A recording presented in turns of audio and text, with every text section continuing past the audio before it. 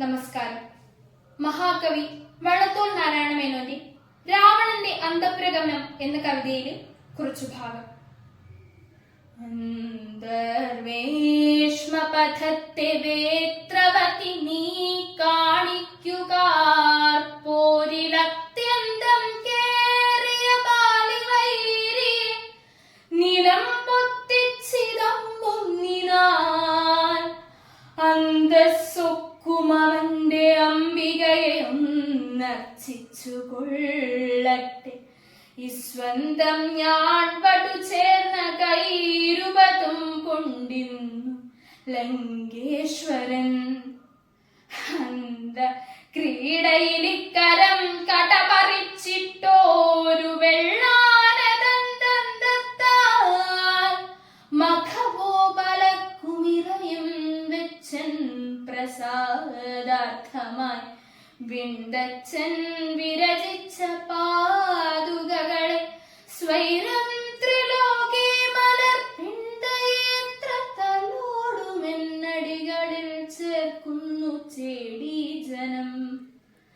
പങ്കം വിട്ടു മണം പെറുന്ന തിലജം പൂരിച്ച നൂറിൽ പുറം തങ്കക്കുത്തുവിളക്കു രണ്ടു വരിയായി മുന്നിൽ ജ്വലിക്കുന്നിതേ.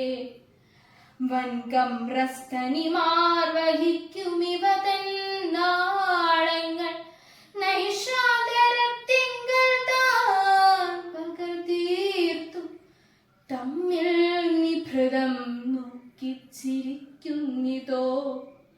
മൽപാർശ്വേ മടവാർകൾ വീശുമനഘ പൊൻതാള വൃന്ദത്തിൽ നിന്നുൽപാദിച്ച സമീരനെന്നുടെ സഭാകൃത്യക്രമം പോക്കുവാൻ തൽപ്പാണി പ്രചല സുവർണ വലയ ശ്രേണി മൃദുക്വാണമാം നൽപാട്ടാലതിരമ്യമായി പരിചരിച്ചിടുന്നിതെന്നി സുഖം.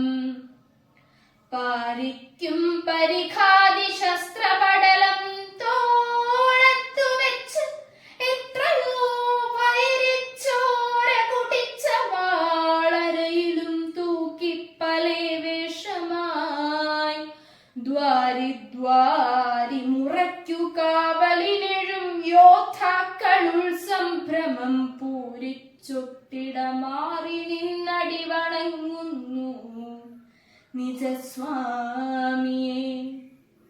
ഷാഢീരത്നവിതാനിതോജ്വല ചതുശാലയിൽ നിന്നാദരത്തോടി നമ്മെ വരാതിഥിക്രിയകളാൽ കൈക്കൊള്ളുവതിന്നാം വിധം വാടിയിടാ പുതുപൂക്കൾ തൻ മണമൊടു കർപ്പൂര കസ്തൂരിക പാടീരാധികൾ തന്നറും പരിമളം പ്രത്യുൽഗമിക്കുന്നിതേ. വീണക്കമ്പി മുറുക്കിടുന്നു മൃദുവൈത്താരാലോരാരോമലാൽ ചാണക്കല്ലിലൊരുത്തി ചന്ദ